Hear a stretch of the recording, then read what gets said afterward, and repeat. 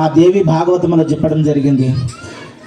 ఆ దేవి యొక్క అనుగ్రహం మన దగ్గర ఉన్నది కాబట్టి ఇంత భవ్యమైనటువంటి కార్యక్రమం నా భూతో నా భవిష్యత్తు కళ్ళలోకి మీరు చూస్తున్నారా చూడలేదా అన్నట్టుగా ఈ ఎప్పుడైనా కళలు ఊహించుకున్నారో ఊహించుకోలేరు మంది మంచిగా మందిరం అవుతుందని. కానీ ఆ తల్లి వచ్చి ఇంత గంభీరమైనటువంటి కార్యక్రమం చేసుకుందంటే మీ అందరి లోపల ఉన్నటువంటి ఆ తల్లి యొక్క ప్రభావము, అమ్మవారి యొక్క ఆశీర్వాదం మన దగ్గర ఉంది కాబట్టి ఇంత గొప్ప మందిరాన్ని నిర్మాణం చేసుకొని ఇంత పండుగ చేసుకుంటున్నాం.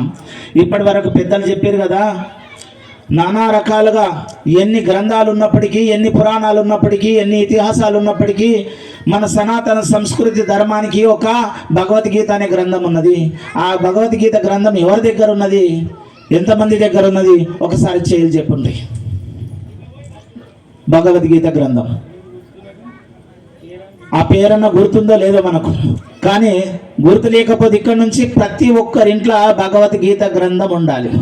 అందులో భగవద్గీతలో సప్త మహర్షులు, సనక సనందనాది ఋషులు, సర్వకోటి దేవతలు, విశ్వరూపము, విశ్వ సందర్శన యోగము, విభూతి యోగము, కర్మ సన్యాస యోగం అని మానవుడు ఎట్లా బ్రతకాలి, ఎట్లా నిద్ర లేవాలి, ఎలా నిద్రించాలి, ఎలా మేలుకోవాలి, ఎట్లా తినాలి, ఏం తినాలి, ఎందుకు తినాలి, ఎట్లా నడవాలి, ఎట్లా నడవకూడదు, ఎవరితో ఎలా భాషించాలి, ఎవరితో ఏం మాట్లాడకూడదు, పెద్దలను ఎలా గౌరవించాలి, సంస్కృతిని ఎలా రక్షించుకోవాలి, మన తల్లిదండ్రులను ఎలా గౌరవించాలి, గురువులను ఎలా పూజించాలి, దైవాన్ని ఎలా ఆరాధించాలి అనేటటువంటి మకుటమానమై ఉన్నటువంటిది భగవద్గీత.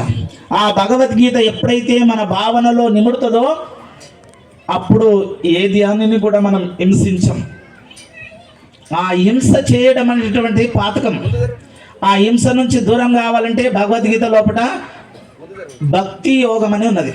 ఆ భక్తి యోగాన్ని మనం ఒక శ్లోకం అన్న మన పిల్లలకు నేర్పితే మన సంస్కృతి నిలబడుతుంది. గర్భస్థ శిశువులు ఉన్నటువంటి భక్త ప్రహ్లాదుడు నారాయణ జపం నారద మహర్షి హరివంశ పురాణమును బోధిస్తున్నప్పుడు భక్త ప్రహ్లాదుడు రాక్షస జన్మం తీసుకున్నా కానీ భక్త ప్రహ్లాదుడు భగవంతుడు అయ్యిండు. రాక్షసుల ఇంట్లో పుట్టినా కానీ దేవుడు అయ్యిండు.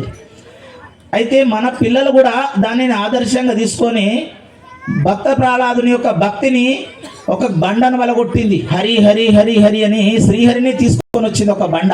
ఆ ఘన చరిత్ర మన సనాతన భారత భూమిలో ఉన్నది. నరసింహావతారం ఎత్తింది.